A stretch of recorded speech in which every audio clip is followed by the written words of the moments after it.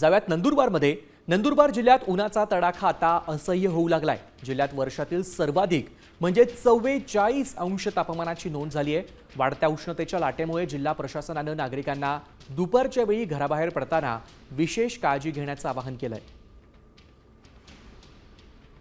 याच परिस्थितीचा आढावा घेतलाय आमचे नंदुरबारचे प्रतिनिधी सागर निकवाडे यांनी।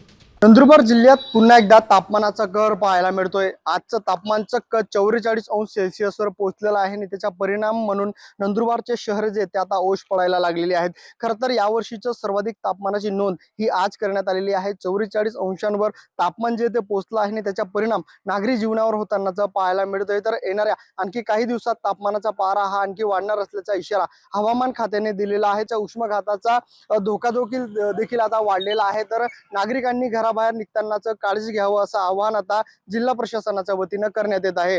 सागर निकवाडे, साम टीव्ही न्यूज, नंदुरबार।